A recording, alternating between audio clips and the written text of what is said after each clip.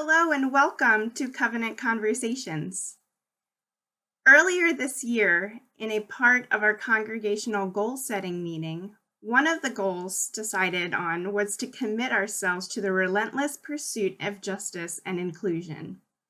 In discussing the different ways to address this goal, it was decided to have a guest speaker series with education and practical suggestions addressing various social justice issues.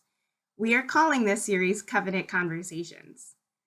Last month in April, today in May, and then next month in June, we will be addressing different aspects of our changing earth. In April, we explored consumerism and the accumulation of stuff. This month, we are addressing composting, responsibly disposing of food waste and feeding our earth. And next month in June, we will learn about water, keeping it clean and using it wisely. Look for the speaker series to resume back in September. Covenant's Wednesday night book club has been reading and discussing the book A Hopeful Earth, Faith, Science, and the Message of Jesus, written by Sally Dick and Sarah Ehrman. This book explains the connection between teachings of Jesus and how we treat our neighbors as well as God's creation. The environment is God's creation, and Christians need to be at the front of the crowd when it comes to taking care of it. So as we start tonight's covenant conversation, please join me in a word of prayer. Creator God, in your perfection and wisdom, you made everything in the world in such a way that all byproducts and unused materials and remains are used by something else. Everything in nature is recycled. In fact, apart from human beings, pollution would not even exist. We all know that waste and pollution are problems, and yet it's easy to adopt an out-of-sight, out-of-mind attitude. We forget that even though we may not be able to see it once we get rid of it, that waste we dispose of still affects our planet and the people who live on it in very dramatic and significant ways. Please help us and open our eyes to the everyday ways we are contributing to the problem and make us willing to make the changes that are necessary to make a positive difference. Amen. In today's conversation, we'll consider how we can rejuvenate the earth itself. That is the soil, the skin of our earth. Soil is a precious resource that we walk all over, literally every day. Unfortunately, our tendency is to take and take without replenishing it. We mine and strip, over-harvest and deforest, yet the soil continues to feed us. Unfortunately, another use for the soil is to cover up our garbage in landfills. Let's use the chat throughout the session and during the discussion period afterwards to consider ways that we can individually and collectively address these issues. From the lilies of the field to the mustard seed, Jesus used creation to teach his followers the way that leads to abundant life. Jesus was following a long Hebrew tradition of using nature to teach of God's goodness and wonders. When the Israelites were in a right relationship with God, the land itself would burst forth. When they fell away, the land became devastated and deserted. Words of promise from God through Moses to the people shared in Leviticus. I will give you your rains in their season, and the land shall yield its produce, and the trees of the field shall yield their fruit. Your threshing shall overtake the vintage, and the vintage shall overtake the sowing. You shall eat your bread to the full, and live securely in your land. And then from God through the prophet Jeremiah, when the people have squandered the promise. I looked on the earth, and lo, it was waste and void, and to the heavens, and they had no light. I looked on the mountains, and lo, they were quaking, and all the hills moved to and fro. I looked, and lo, there was no one at all, and all the birds of the air had fled. I looked, and lo, the fruitful land was a desert, and all its cities were laid in ruins before the Lord, before his fierce anger.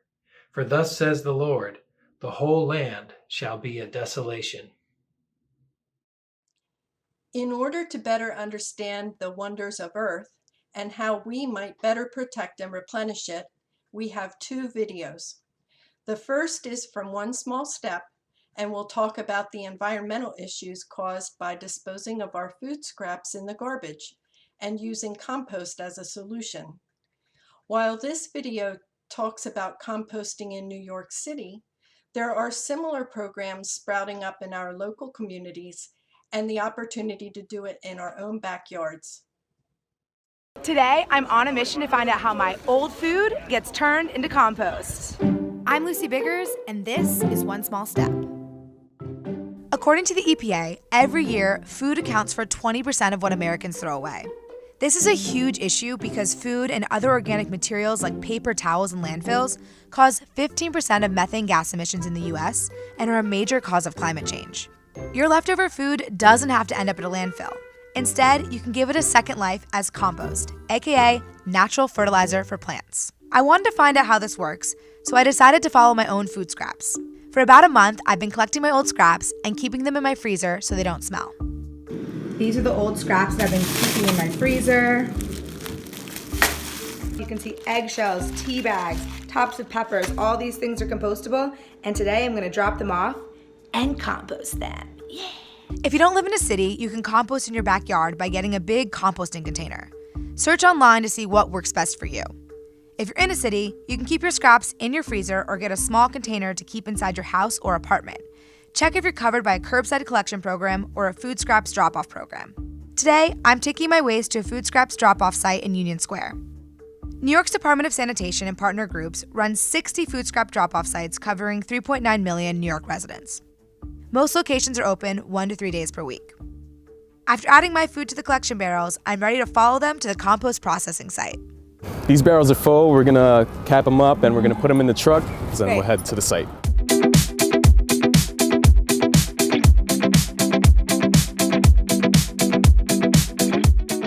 The Nyc Compost Project and the Lower East Side Ecology Center have been turning New Yorkers' food scraps into compost on a 1-acre plot in Lower Manhattan for over 20 years.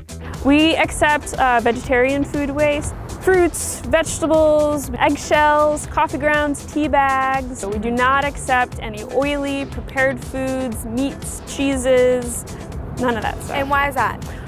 Because the composting process that we use here is not to the scale that it can break down the pathogens that are present in the meats and prepared foods. Each week, they handle around 8 tons of food scraps. And that's just a tiny fraction of the over 14,000 tons of food New York residents throw in the trash every week. After food scraps arrive at the site, they're transported into bins and combined with sawdust. Composting requires 2 types of materials. Browns, like the sawdust, are high in carbon. Greens, like my food scraps, are high in nitrogen. Compost piles need a proper mix of both to properly break down. Basically, composting, you're creating this ecosystem for the bacteria and fungi to do the work that they're built to do, and that's the decomposition process. The bins protect the material from pests as liquid drains off and the decomposition process is kick-started. Then after 2 weeks, the decomposing food is moved to big, long piles called windrows. The windrow's long shape allows oxygen to better reach the decomposing material and creates ideal conditions for the scraps to break down. For the next 2 to 3 months, the piles are turned over every week so that oxygen can reach the decomposing soil. The final phase, the compost sits for 1 to 2 months in a process called curing. This period allows the pile to cool down and to become even more rich with fungi, bacteria, and nutrients that plants love. After curing, the compost is sent through a screen so that only small, fine pieces are left. Anything that's not compostable will remain as garbage at the end of the process. I hate these. They're our fruit stickers. They're everywhere in our compost process. So if you're composting, take off your fruit stickers before you put it in a compost bin. Based on the outside temperature, the full composting process takes about 4 to 6 months. The Nyc Compost Project gives away or sells the final compost back to residents or to the city.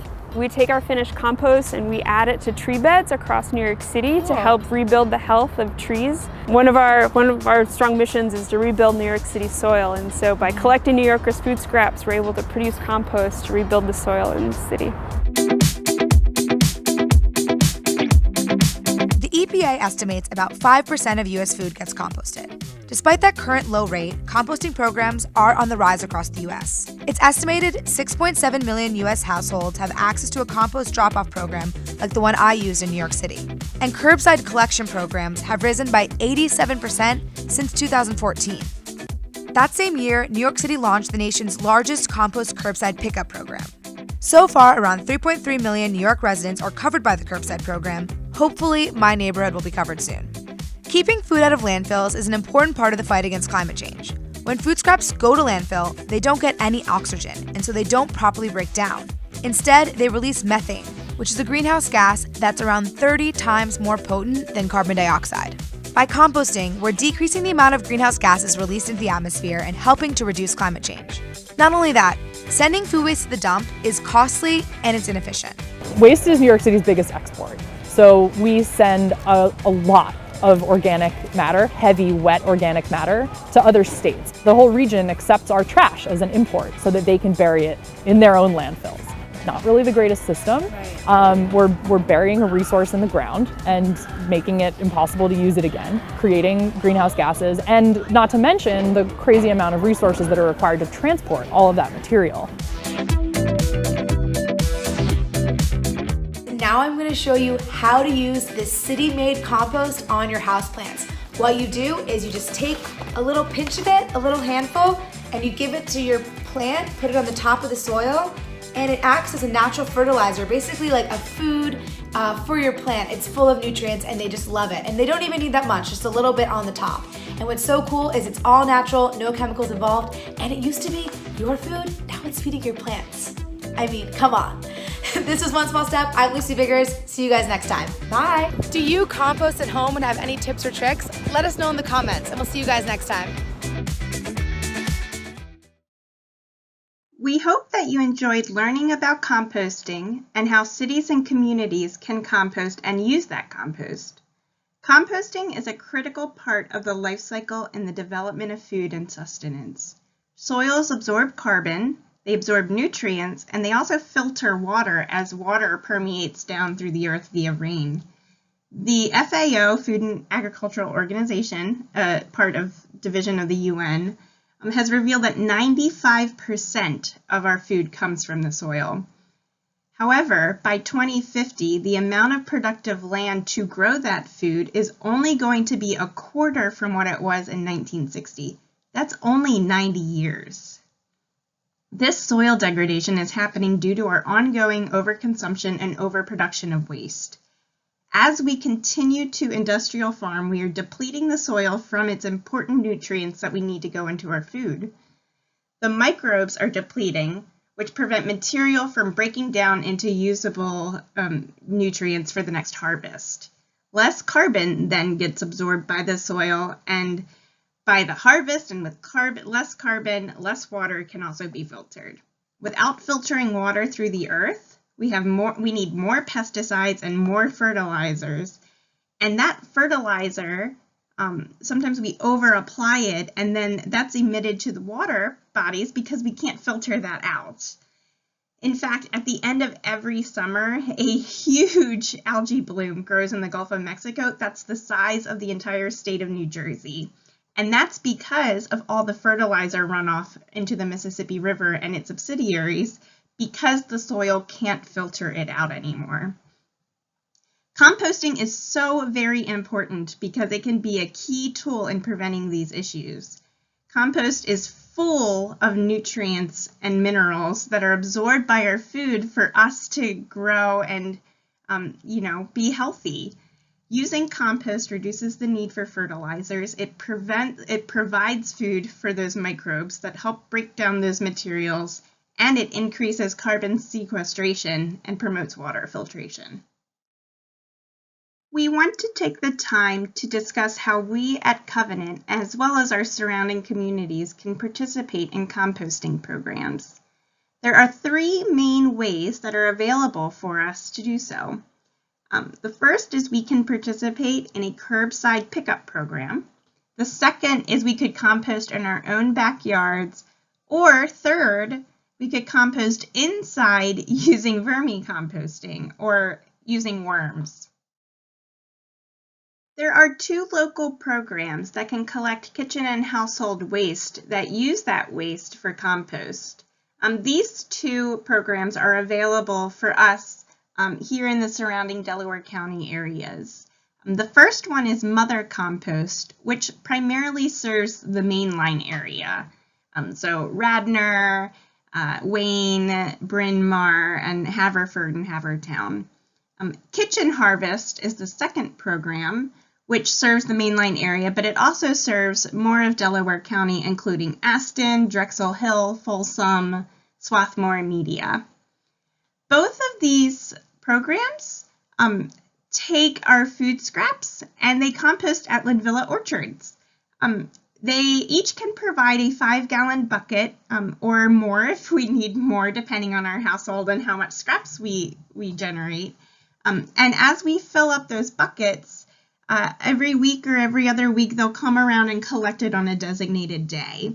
And if you subscribe to some of these programs, you can get discounted compost in the spring after everything has finally finished processing. For Mother Compost, you could get up to 60 pounds of compost to use in your gardens. And Kitchen Harvest, you can get a discount at Linvilla Orchards if you purchase their compost. You may be wondering, what can we actually compost or put in a compost bin? What will Mother Compost and Kitchen Harvest actually collect? So the great news is that all of these programs, including if you do backyard composting, are pretty similar as to what you can actually compost. And the short answer is any type of biomass or things that degrade. So that can include kitchen waste like fruit peels, vegetable ends, if you've cut off like the end of something for a stir fry, peels, pits, leaves, seeds, stems, they'll take all of that. They can also take nuts, shells, your coffee grinds every morning, your tea bags, but do try to remove that metal staple because metals don't degrade with compost. They'll just sit there. Any grains that you might have as leftovers, eggshells, houseplant trimmings, old flowers, and paper products like napkins, towels, and plates. For household waste, they'll also take leaves, your yard trimmings like grass clippings, straw, hay, flowers, weeds, and other plants. The only other thing they really don't take or won't really compost well is like large woody branches. Like if you had a branch fall after a storm, that's a little too big and brittle. It's not going to really compost the way everything else will. If you do want to do composting in your own backyard, it's actually quite easy. You can take any large container and make it into a composting bin. The main objective that you want to look for in a bin is just making sure that there's enough airflow into it. So whether you purchase a specific composting tumbler, like in that top photo, or if you make your own via, collecting different pallets that are, scrapped by big retail stores, you can do it the DIY way as well. To get started, collect some yard waste. Make sure you have some dry matter like grass clippings or old leaves, and layer that in the bottom of your bin. And then start adding your kitchen scraps like your veggies and your fruit peels and all that. As you add scraps, do just kind of make sure you mix it in there so that you have old and new together, because it'll kind of help facilitate an even mixture of compost. When your bin is full, then you just let it do its thing. Stir it occasionally, but it'll take about 2 to 6 months for it to really complete the composting process. You really don't have to do very much to it except mixing it every once in a while. In the winter, it will take longer because it's colder than compared in the summer. So expect summer 2 months and maybe winter it'll take up to 6. If you don't have curbside pickup availability, or if you don't have a big backyard in order to compost outside, you can actually bring your compost in. To do that, you probably want to use worms instead of just letting it sit inside your house. Red wigglers, specifically a type of worm, love food and they eat a lot of it fast. So they're perfect to help facilitate composting. You can add your own kitchen scraps to your worm bin, and they'll eat those kitchen scraps, and their excrement becomes compost. They eat so fast that you won't detect a smell because they end up composting the materials before it can really rot for it. Additionally, as they break down this material, you might get at the bottom of your bin some nice, good, wet moisture. That moisture is amazing for fertilizing various different plants. They call that compost tea, and it's great to add to houseplants or any plants outside. It's very rich in nutrients. To worm compost, you can just take stackable bins, poke holes in the bottom of those bins, and as you fill up one bin, you can add another bin on top with fresh kitchen scraps.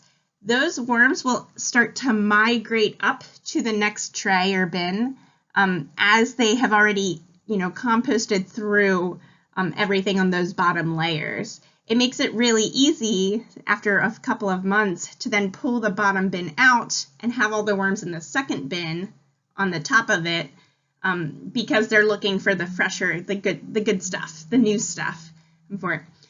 Worm composting is a wonderful activity to do with children. Children love wiggly, crawly things, and it's a very easy task for them to add their scraps after dinner to the worm bin. It's a wonderful way to teach them really how to have good sustainable practices and how to care for the environment.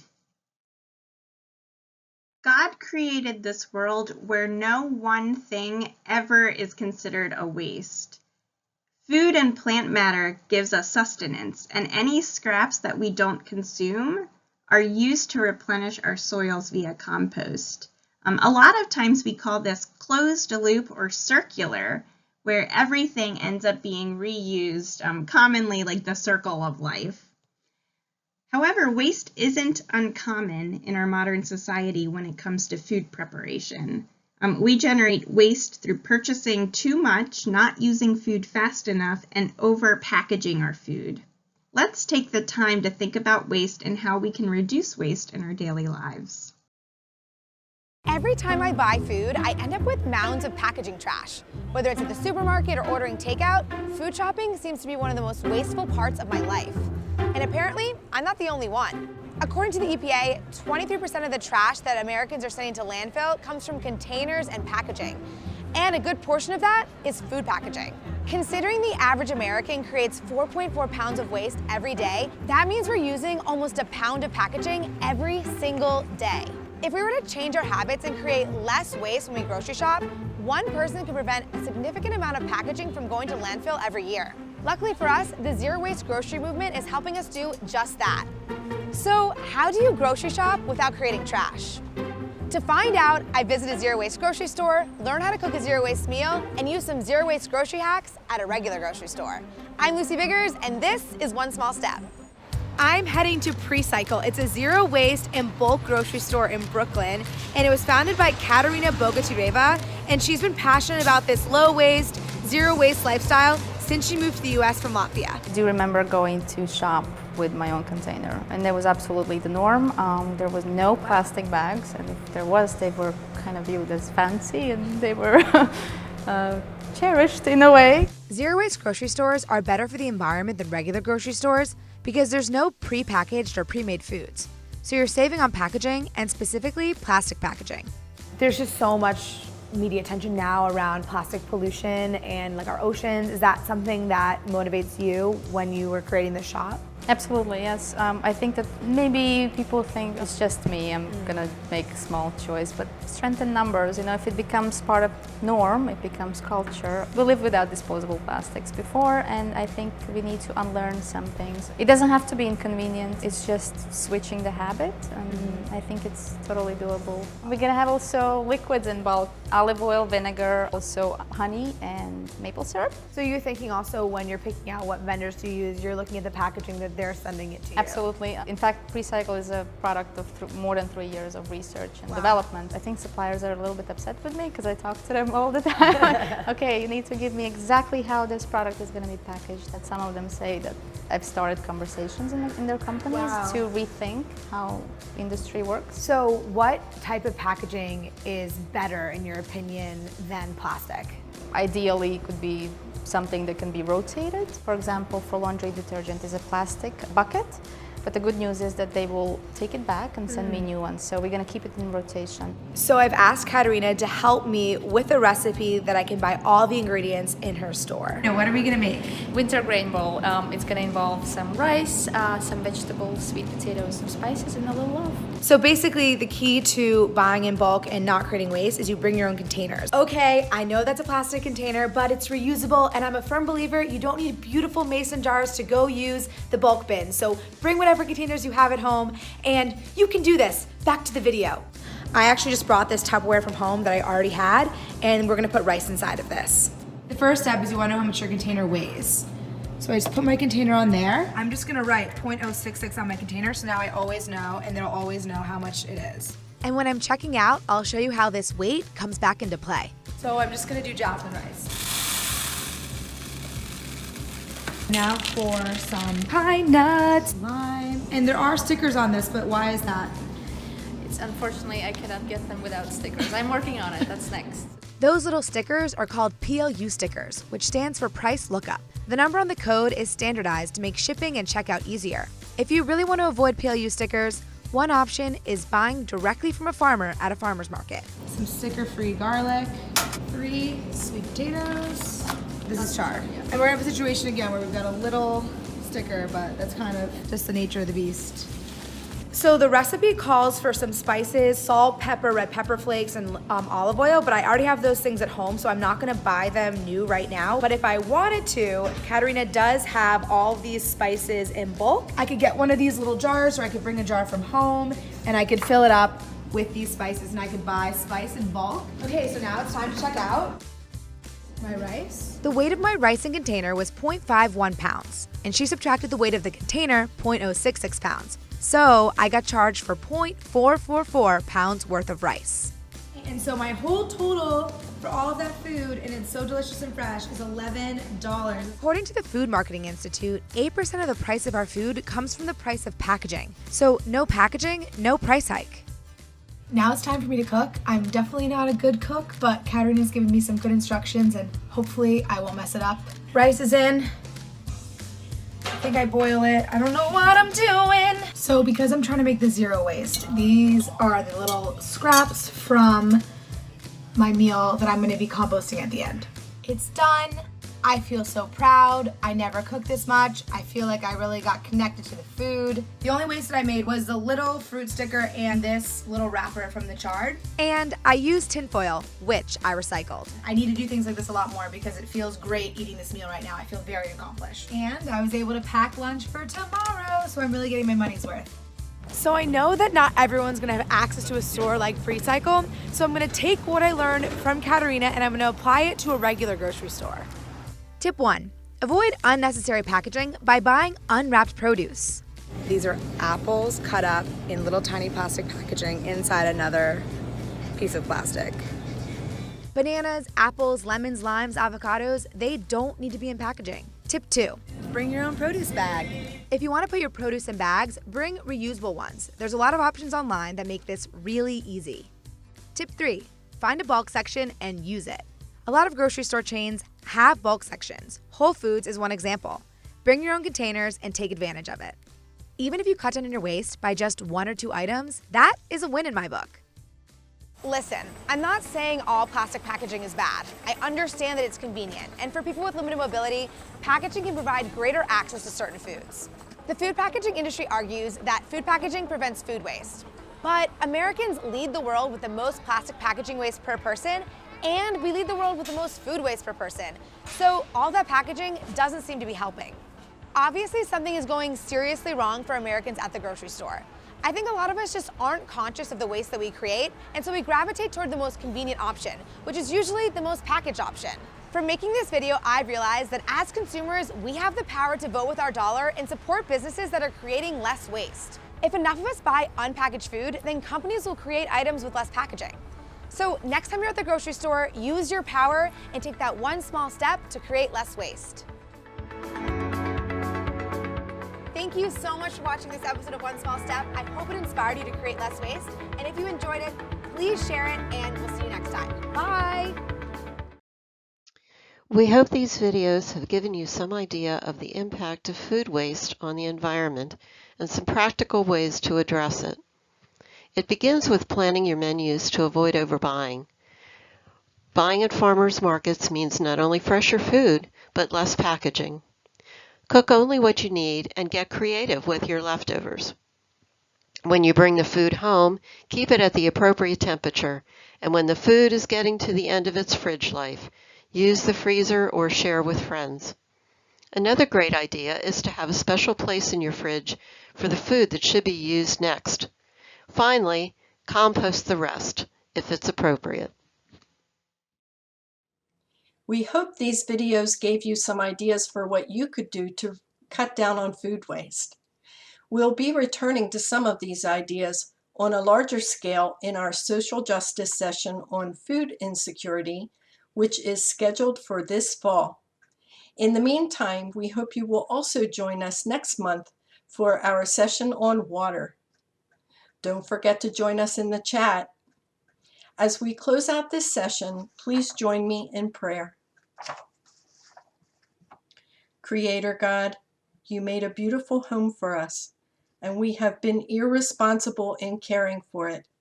We have caused great damage, and we are saddened and grieved, not only by our destructive actions, but also by our lack of reverence and awe for you and your magnificent creation.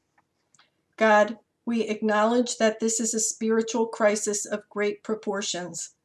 Help us to recapture a sense of mystery and wonder, and to embrace the empowerment you provide through your Holy Spirit, so that we are not overwhelmed. Help us to realize that individually and collectively, we can work to reclaim your house for you and all your creation. Amen.